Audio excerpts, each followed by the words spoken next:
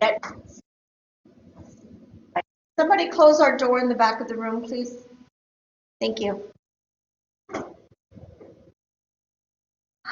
right, today's session, hopefully you all watched Monday's class on the video. If you did not, you absolutely must watch it because it really is going to prepare you for the upcoming assignments.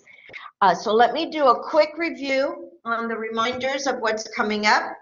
I did send out, as I stated in the video on Monday, that there is an updated schedule, and you will need to turn in your actual video of your special occasion speech on August 6th, okay? No later.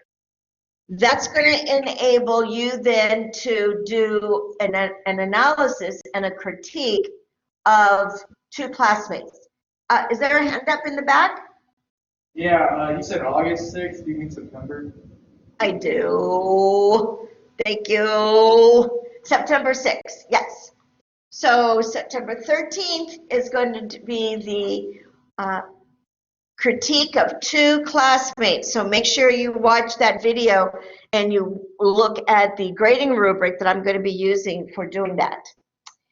On September 13th also is your pre-assessment of your personal skills and knowledge, so make sure you get that submitted. And then if you want extra credit, which is to critique the SGA video that I sent you in an email, that needs to also be completed by September 13th because that's going to close Module 1. All right? So, as I was saying, that picture that I showed you, so the picture, even though you could not hear, hopefully it put an imprint in you. Because what I want to do, first of all, today, we've already talked about hands, we've already talked about face. So let's talk about setting, all right? And if you want to pull up your laptops and go under Module 1 to the handout that says PAWS, okay, PAWS.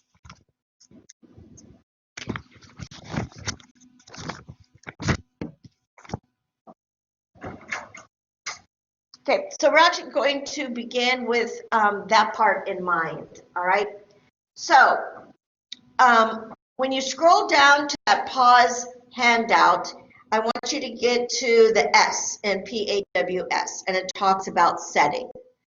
So what do you notice about that young person's video by just seeing him? What did you notice by looking at him? He was sitting in a chair. Say that again? He was sitting in a chair. He was sitting in a chair, which is absolutely fine, all right? Now think about it, we're in the COVID-19, so for many of you, the kind of speech you're going to be giving is going to be virtual, and it's going to be like through Facebook or Zoom or something like that, so, or a recorded video. So if you choose to sit for the delivery of your speech and it's appropriate, then go for it, all right? You don't have to be standing up for this. I'm telling you, we're in weird times, and I have a suspicion that we're going to be in these weird times for quite a few more months to come. So yes, he was sitting down. What else did you notice about him? He had a Red Bull can. He had a Red Bull can. Now, would that be called a visual aid or a prop? Okay, it's actually a prop, all right? It's actually just a, well, no, it could be a visual aid too. I'll take it for a visual aid as well. You already know, hopefully you heard, oh, you probably didn't hear because of the sound, but his speech is about what? Red Bull, all right? So he put that out there, and it was an accoutrement, didn't really serve any big major purpose, but when you watch the whole thing, it's only a minute and a half, he's in the 90 seconds, you'll see what he does with it, which is part of what you want to do, okay? Good. What else did you notice about him? Yeah. What was that? Got a hat on. I'm sorry. This is just so frustrating. And I know it's frustrating for you because I know you don't want to have to repeat it again. So let me just ask it this way. Did you see that he had a hat on? Yes. All right, all right. That would be part of costume. All right, so go over to the front part or scroll up to the top of the pause handout, and it says professional and poised, dress for power and influence. Who do you think is his audience, me, or is his audience you guys? Is it the old lady in the room or is it young people? Young people. It's young people, exactly. So the way he's sitting, he's got his hat on, it's backwards. Does that fit a certain kind of persona that works for this speech? It does. It absolutely does. All right.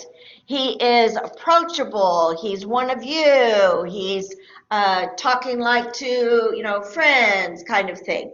And that is actually dressing for power and influence.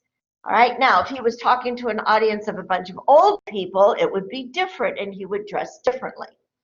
All right. What do you think of the flag behind him? This big old stripes behind him. Anybody? Okay, you're afraid to speak. I don't blame you. I can't hear. All right. Well, that works. That's his background. All right. As long as people don't find it offensive, then that's something that you can do. That's called staging. That's creating a set. All right. He had his notes there. He barely used them, but that's okay. He had them there if he needed them right there. And his hand gestures were all about, this size, this hand, and he used a lot of good facial expressions. So watch that. He does a really good job. You notice he did a greeting. Some of you need to make sure you add greeting to your speech. Sometimes people juxtaposition the greeting to come after the attention getter. That works. It's your script. You get to do what you want for effect. All right. So what I also want to draw your attention to is that there is another video that's posted there that is another example of setting. And that one is an interview that was conducted of me. So I'm being interviewed. Two people were not in the same room. And I want you to notice my background, all right? I'm a little bit older, so it's a little bit more staged. I've got flowers on my little table behind me. I've got a quilting piece that I did behind me. And I'm actually wearing my red Sandhills color, so I've got some color going on. So those are the things that you want to look at, hair away from my face so that you can see my facial expressions. And that's what I want you to be aware of, all right? So at the top of the pause page again, dress for power and influence. You may stand or sit, whatever is appropriate for what your setting is and what you're trying to achieve. Now I want you to notice it says, if you make a mistake, power through. Keep on going. Do not apologize. Do not say, "Oh, I'm sorry." Don't lose your poise. Don't make a big deal about it. Okay? If it's hazardous to somebody and you need to correct what you just said, that's fine. You can do that easily and with grace by simply saying, Actually, what I meant to say is, all right, and just then keep on going, keep on going, keep on going. Don't draw attention to a mistake that you may have made. All right, getting down to the actions. We talked about your face being a visual aid, and also your words are visual and auditory aids. So when you're looking at your words, sometimes you want to say them strangely or with a lot of gusto, right? So add some creativity into the delivery of your speech rather than just standing right like this and talking like this. So vary your volume, vary your tone. Don't do anything that would be like really talking head boring. Okay. Show emotion. It's okay to cry. It's okay to laugh. It's okay to sweat or glow. It's okay to sometimes even show a little bit of nervousness. That's good. That means you're human. Be human. Have a conversation with your audience. Don't worry about making any kind of mistakes. All right, now this is important. As you are setting up your item here, you can notice that as I'm talking to you right now, I have in front of me the camera, and the camera is pretty much eye level, all right? That is so that as I'm speaking to you, I don't have to do this, or I don't have to do this, right? You want to be as eye level as possible. So if you need to prop up your phone, if you are recording it on your cell phone, or your computer, if you're doing it on your webcam, those are all techniques that work. But just prop them up so they don't jiggle or anything, and so that it's going to be eye level. All right, with where if you're sitting or if you're standing, just make sure it's up so that it's eye level and you're not looking down at the camera. And again, don't read word for word. All right, rehearse. Now, some of you have already started to do that. I am really excited to see your videos. I have received a lot of revisions. So those of you who have submitted your revised speech outlines through email, I have now uploaded them. And if you open your document and it's weird, let me know. Or if you're looking at the document and you see that you got a lot of more points, but it's not showing up in your grade, let me know, because there was some funny shenanigans going on with Moodle. So I have to go in, and thank you to Ksenia who let me know that that was happening so I could fix that actually today. Again, you may use note cards, but don't shuffle them loudly. Keep everything quiet. When you are speaking, even though you are speaking in a conversational tone, you are speaking to college students. So if you use jargon, it's fine if you absolutely know that everybody in your audience is going to understand what the term means. But if you were to talk about something that your audience may not know what it is, let's say you're a big time gamer and you're talking about what gamers talk about, and it's a language of their own. If you're not talking to a bunch of gamers, then you may have to define some of your terms. So keep that in mind. If you think anybody in your audience may not understand what you're talking about, clarify it by giving a definition. Now, I say in this pause, no props or visual aids, but the way that Jared did it is fine. He had his can of Red Bull, was there. He didn't fidget with it. He didn't play with it. It wasn't a distraction.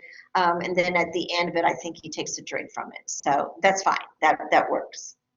Same thing if you were doing a toast and you wanted to have your glass of champagne there, that's fine, absolutely. Or a beer mug or something like that. That's fine for at the end raising your glasses for the toast. Now, I want to talk about setting again. I teach business communication on our campus, and I teach it every spring. And one of the requirements, because this is how people are interviewing for jobs now, is the students have to do an interview with me either through iPhone, FaceTime, Skype, or Collaborate, or some kind of a mediated situation. So this speech that you're doing right now is really good practice for when, and it's going to happen in your future, you are interviewed by a prospective employer in a mediated session. So again, that's where the setting and how you look and the kind of background that's on display and those kinds of things. So you may be a dedicated Christian, but in your background, you should not have crosses, crucifixes, lots of scripture expressions in the background. All right. If you are a Hell's Angel and you drive a Harley and you love your biking and you've got, F-bombs all over or whatever that might be, that would not be appropriate for a future person to see in a poster or something. Make sure that you take those kinds of things down and they're not visible. You don't want somebody to say no to you or reject you by what's in the background. You really want people to hear you. And what's in the background could be noise. I mean, even a shirt, a shirt that says F you or, even Black Lives Matter. If it's appropriate to your speech and that's what you're talking about, great. If it's not a part of the setting, if it's not a part of the message, then save that for when you are doing a march. So keep it appropriate. If you are, an avid hunter, don't have your NRA stickers everywhere unless you're doing a speech about the right to bear arms. Okay, so keep that kind of stuff in mind. So it's always good to take a snapshot of where you are and then look at it critically to decide if that's the view you want your audience to have of you. I cannot emphasize this enough. Okay. If you're going to be in your bedroom, and that's life, you can see a lot of people even advertised on news programs, the big news programs where they are in their bedrooms. Just don't be on the bed, okay? Don't be lounging. Don't be sitting back. You need to be in a chair, at a desk, or in front of a computer screen to be doing this. Okay, so keep that in mind. That the bedroom needs to really be low key. All right, if your office is in your bedroom. All right. Any questions about setting? You all have good settings? Be careful about also doing something outside. Outside can be problematic for sound. Dogs barking in the background, kids playing off to the side, the wind coming up and blowing noise through the camera. I recommend not doing anything outside.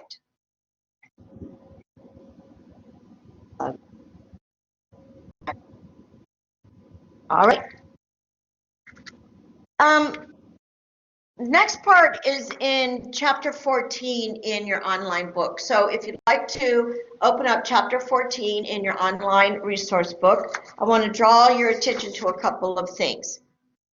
And remember, when you are doing your peer critique, you have to cite your source. You either have to say lecture on 9-2, or you have to say resource book, page 237, right? So remember, you've got to be familiar with the content of what you're learning so that you can cite your source when you're giving feedback to your classmates.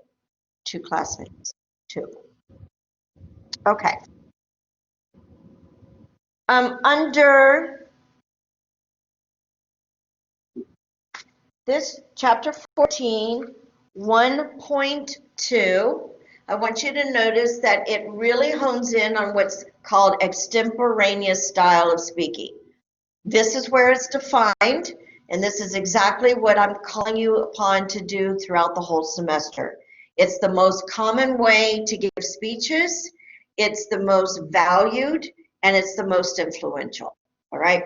So it is carefully planned, like we already talked about, the feedback that I gave you on your outlines in last video on Monday, that really talks about how you need to organize your outline. But it's also talking briefly, all right, by glancing at notes. So you can use your actual outline or you can write note cards.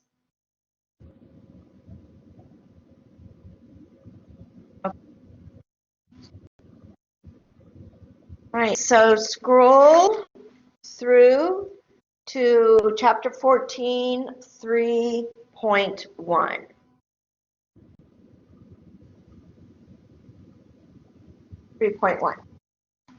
In this section, it talks specifically about notes.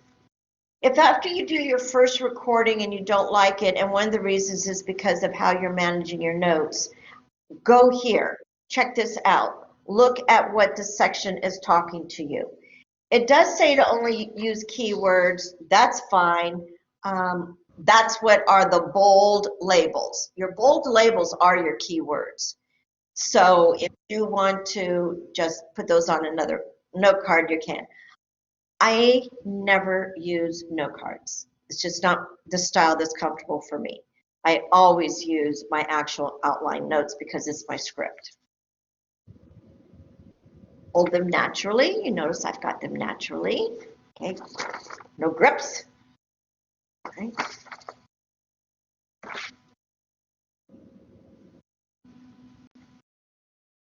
And whatever you write on your note cards, but also on your outline, when you print out your outline to utilize for the delivery of a speech, it should be about 16-point font, large, so that when you're looking at it this way, you don't have to bring it up here to look at it. It can be as high as 18-point or whatever works for you, but it should be large. The number of pages you have doesn't matter because you can do a very quiet slide through your papers. Same thing with notes. Make sure that you are printing largely and always number your cards in case you drop them.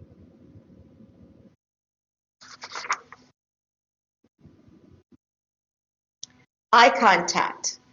As you can see through almost all of the talks that I give for you guys, I am looking at the camera, right?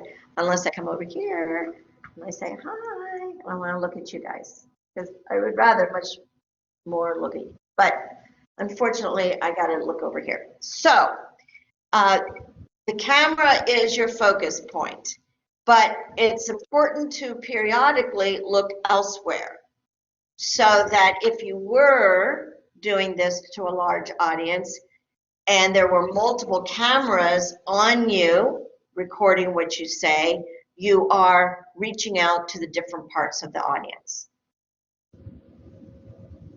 Slow down. After you do your first recording, listen to how fast you're speaking. If you're having problems with time, then what you will need to do is to cut content, but don't speed up. Speak loudly, vary your pitch and your tone, and use pauses. We call them pregnant pauses because they're rich, they're full of a whole lot of opportunity about to be birthed and what you're going to say next, or what you just said. Now, pronunciation is another issue. I don't know if you remember in one of the earlier videos, or maybe I didn't in this class, a very famous, well, actually, here's an example.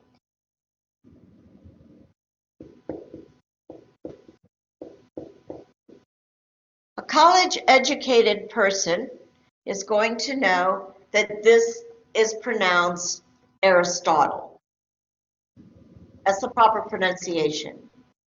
Somebody who is not college-educated, because we all hear about Aristotle in college, is going to say Aristotle. And that could get a snicker from somebody in the audience. So you want to pronounce names correctly, especially when you are quoting famous people. A very famous psychologist, again, if you want to sound intelligent, educated, you're going to pronounce this as Carl Jung and not Jung. Right? Same thing with something like this. It is Socrates, it is not Socrates. Right? So be careful about the pronunciation of the names of your sources. This is where it really comes into play.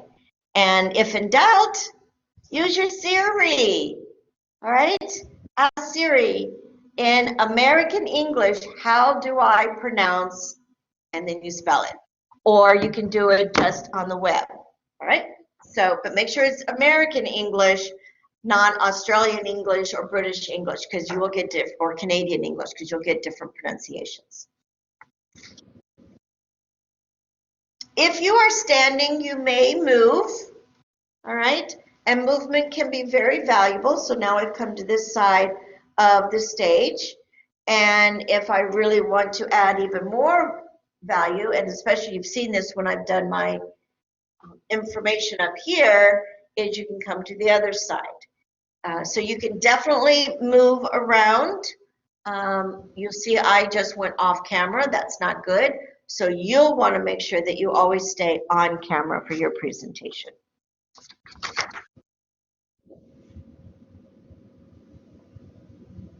Okay. Have you guys been practicing? Yes? Are you having fun? Yeah. Okay, I love that. Yes, yes, yes. You gotta have some fun. All right? The more you can enjoy the process of speaking to your audience, the more they're going to enjoy listening to you. All right? Or if you feel passionate about something, they'll feel the passion too. But if you see this as just an assignment, it's going to come through as just an assignment, and nobody's going to want to watch your videos when you upload them. So keep that in mind. And delivery is just a habit. It's just a habit. Now, let's see.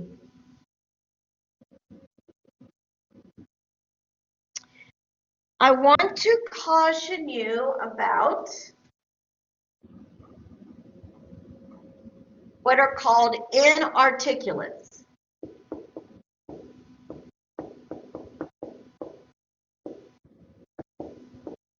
These are also referred to as non-words. Or they could be words that are useless.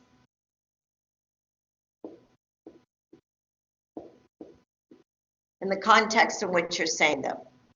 So the example of them are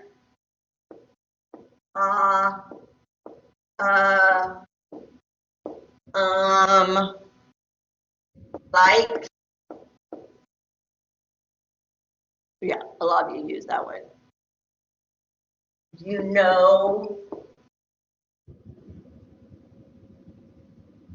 or you know what I'm saying, you know, those kinds of things.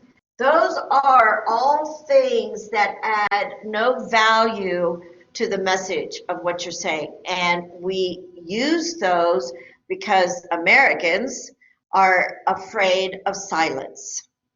We are very uncomfortable when there is silence.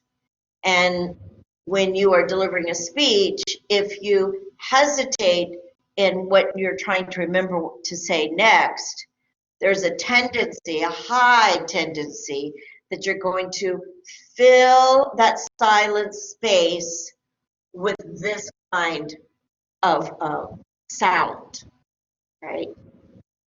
Don't do it. If you play back your video and you find that you are doing this a lot, my guess is that you do that a lot in your everyday conversations with people. And if you just recorded a conversation you had with a significant other or a bunch of friends, if you hear a lot of this going on, that's a habit that I encourage you to start working on eliminating, right? The problem with those inarticulates or useless words or non-words is really that they take away from your power. They deduct, they dismiss you.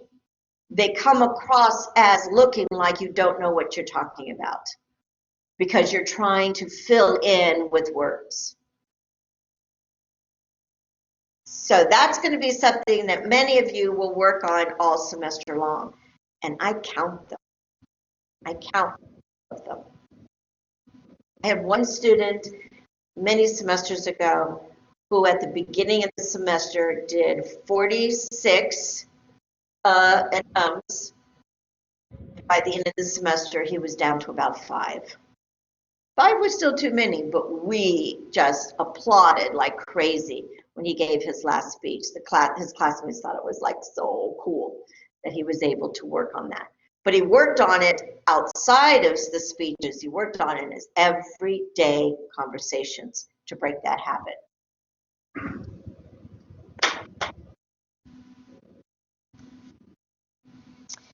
All right. I am going to wrap up, and then what I want to do is allow you to ask me questions, all right? And I want you to ask questions so that everybody can hear. So that means then that we'll need you to come up to the front of the classroom and speak into the microphone so that I can clearly hear what your question is. And you're not leaving until class is over. So start thinking about questions that you want to ask, all right? The last thing I want to talk about is really your stature, all right? I want to talk about your stance. So as you can see, not really, you can't see. Let me do this. All right. So what I'm doing is I'm standing right here like this. This is the way you stand. Or as I said before, you can use the Oprah Winfrey little fingertip touches, all right? But here's what I do not want you to do. This. Can you tell what I'm doing? We have a phrase for this in public speaking, and this is called the hostage position. And it's called that because you clearly look like you are now a hostage to police or somebody who's captured you or what have you. You have no control. You have no power. You have no ability to use your hands, and so you clasp them behind you, and your power from how your audience sees you is gone. Okay? Another no-no is this. or this, or this, or this, right? That has another name, and we call that the wounded soldier. Heck, my arm hurts. Right? That's wounded soldiers. No wounded soldiers. Again, you're either down here, or you're up here, or you're looking at your notes, right? Fingertip touch on the podium, but you don't want to do any of this. Now the next one is for males and females. All right, so pay attention. This drives public speaking teachers crazy. All right, let's see if you can see. Yeah, you can. All right, do you see my hands right now?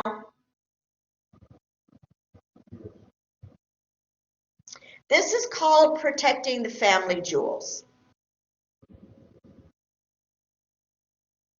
No laughter? No teehees? Right, this is a very common male stance. And it literally is protecting the male parts, all right? And it is complete protection that says, I am scared and I am nervous. Don't do this. Don't ever do this, all right? Never, ever, ever, ever from now on. If you have to stand in a lineup, if you have to wait in line at the grocery store, or you got to do anything like that, don't put this in your repertoire, because this makes you look scared, makes you look nervous, makes you look protective, all right? Oh, but wait, women, ladies, females, we got to worry about you too. This. Everybody see this? Can you see my hands? See my little hands? See? See? Don't do that. Don't ever do that. But maybe once in a while. All right. The problem with this is that it has no power. All right. You hear, I'm talking a lot about power and influence.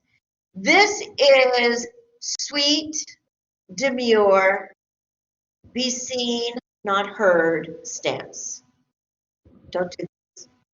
This is what little girls are taught to do when they're really little so that they look very sweet. No, no, no, no, no. Okay, hands by your side, be ready to talk. Use those hands, put them up here, do what you need to do, but don't be demure. Now, hands in pockets.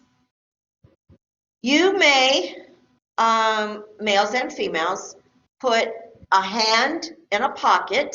It's actually another name for it. It's called the GQ pose. All right, now let me show you.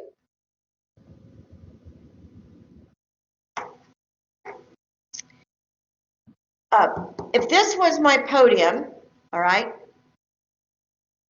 if I was talking behind my podium and I wanted to reach out to my audience, I would do a choreographed maneuver.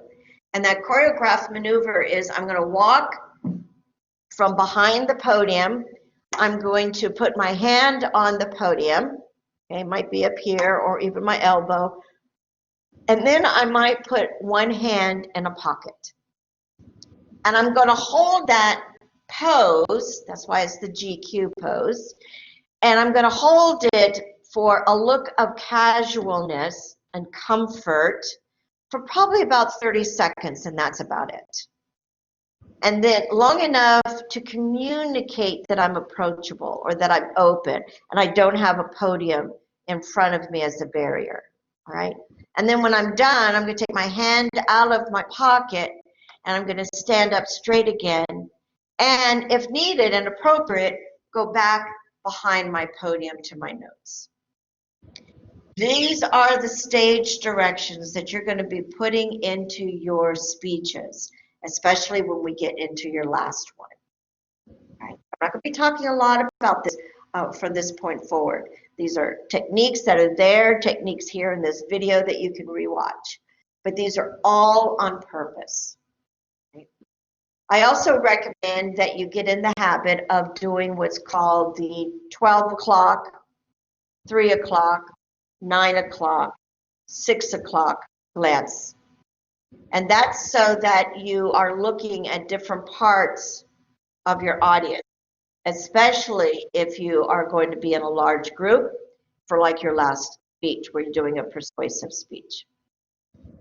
All right, that point now, I'm actually going to turn off the recording. So I want you to come up and ask questions. And if you ask me a question, you may leave.